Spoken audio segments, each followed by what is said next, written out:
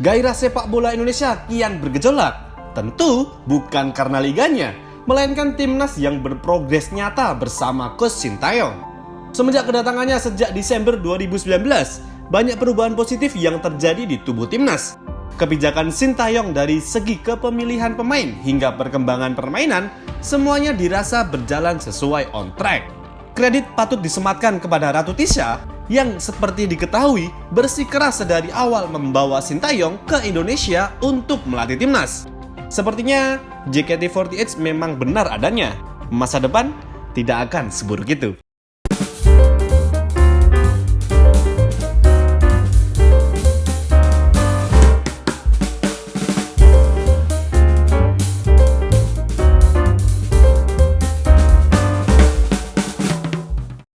Harapan timnas Indonesia berada di pundak Sintayong.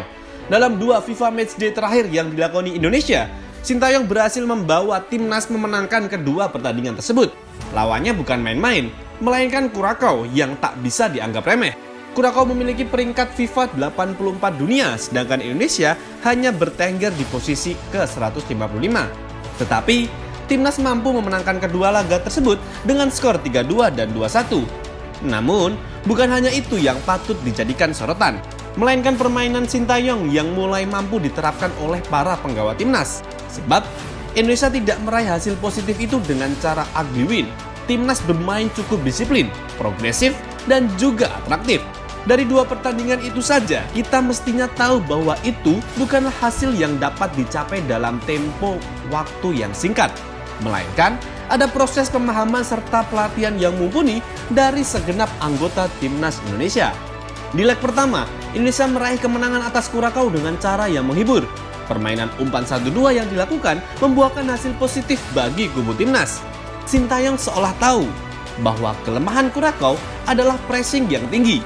Maka dari itu, para pemain depan timnas berupaya menekan lawan sejak menit awal. Berdasarkan statistik, timnas Indonesia mencatatkan 16 kali percobaan pressing dan 8 diantaranya berhasil. Permainan umpan 1-2 yang dimainkan juga rasanya lebih cocok untuk para pemain timnas. Terlebih, jika dibandingkan dengan permainan direct melalui umpan-umpan lambung. Buktinya, 2 gol yang dicetak berbuah dari skema umpan 1-2 yang terjalin. Dalam leg kedua, Indonesia juga tidak kendor. Mereka tetap bermain menggunakan pressing yang tinggi untuk menekan para pemain lawan. Selain raihan positif yang dicapai melalui skema tersebut, ini membuktikan bahwa para pemain timnas bukan pemain yang malas. Terkhusus untuk para pemain depan yang memiliki kemampuan bertahan cukup baik. Di pertandingan tersebut, pressing yang dilakukan oleh Dimas Derajat dan Witan Sulaiman kerap kali menghadirkan ancaman. Bahkan, para pemain Curaçao pun terlihat kelabakan ketika menghadapi mereka. Kesalahan demi kesalahan terjadi di kubu lawan. Transisi bertahan maupun menyerang yang dimiliki Indonesia juga patut untuk diberi perhatian khusus. Pasalnya, Indonesia cukup disiplin akan kedua hal tersebut. Pada transisi dari menyerang ke bertahan, para pemain Indonesia mampu mempertahankan shape yang bagus. Aspek disiplin yang diajarkan Sintayong membuahkan hasil yang memuaskan di atas lapangan. Tanpa kedisiplinan, hal itu akan sulit untuk terwujud. Sama halnya dengan yang terjadi di lini depan. Transisi menyerang Indonesia sangat senang untuk disaksikan. Setelah berhasil merebut bola dari lini belakang, para pemain timnas seakan tahu apa hal yang tepat untuk dilakukan selanjutnya. Salah satu momen yang sangat memanjakan mata adalah di saat para pemain overload di lini depan. Hal itu menyebabkan Indonesia kerap kali memenangkan jumlah pemain saat transisi menyerang dilakukan. Ditambah pula dengan peran Dimas Derajat sebagai pemantul yang cukup baik. Andai kata Dimas tidak memiliki ketenangan untuk melakukan itu, barangkali bola hanya akan dibawa maju begitu saja. Dalam 2 pertandingan terakhir di atas lapangan, kemenangan Indonesia diraih dengan cara yang sangat pantas dan memuaskan.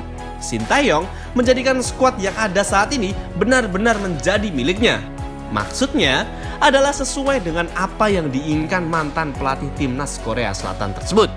Ia berani memotong satu generasi emas yang kala itu banyak dihuni alumni pemain timnas U19. Tanpa bermaksud meremehkan, melainkan lebih menyoroti keberanian Sintayong yang mengambil kontrol penuh akan tim yang dilatihnya sedari proses pemilihan pemain. Banyak pemain yang mulai berkelana di luar negeri juga menjadi salah satu aspek yang mesti diperhitungkan. Contoh sempurna dari pernyataan itu adalah keberadaan Pratama Arhan. Siapa Arhan di Tokyo Verdy? ia masih belum tampil reguler semenjak kedatangannya di sana. Tetapi, ia bermain di Jepang, tepatnya di J2 League, negara dengan ekosistem sepak bola yang maju, sangat memperhatikan detail perkembangan pemain di dalam dan di luar lapangan.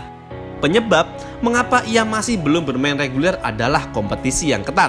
Ia masih harus bersaing dengan Ren Kato, fullback kiri terbaik klub yang punya atribut lebih lengkap.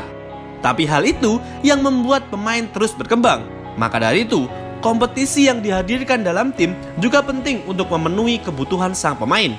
Sama seperti Dimas Derajat, yang banyak orang bilang sebagai nomor 9 yang selama ini dicari oleh Sintayong. Tetapi, apa yang dibutuhkan oleh Dimas saat ini adalah kompetitor. Seseorang yang akan membuat dirinya terus berkembang. Begitu juga lawan kompetitornya. Di Verdi, Arhan memiliki sosok rival itu. Maka dari itu, dikutip dari Football Fandom, Pratama Arhan adalah salah satu di antara sekian banyak bukti kebenaran atas adagium kompetisi yang baik akan melahirkan pemain dan timnas yang baik. Witan Sulaiman, Egy Maulana Fikri, Sadil Ramdhani, hingga Elkan Bagot pun juga begitu. Pengalaman bermain mereka di luar negeri memberikan dampak positif bagi pribadi maupun timnas Indonesia. Kesimpulannya, bermain di luar negeri adalah jalan terbaik yang dimiliki pemain berpotensi dalam negeri. Kedepan, semoga kita bisa melihat banyak pemain muda berpotensi yang mulai menapaki karir di luar negeri. Marcelino Ferdinand misalnya. Kemudian berbicara mengenai kontrak Sintayong sebagai pelatih Indonesia. Kontrak tersebut sejatinya akan habis setelah Piala Dunia U20 2023. Merespon hal tersebut, Federasi Sepak Bola Indonesia atau PSSI dikabarkan akan segera memperpanjang kontrak Sintayong. Kebijakan itu diambil karena PSSI melihat kinerja pelatih asal Korea Selatan itu yang apik bersama 3 timnas Indonesia. Ketua Umum PSSI Muhammad Iryawan alias Iwan Bule disebut sudah berkoordinasi dengan eksekutif komite perihal perpanjangan kontrak Sintayong.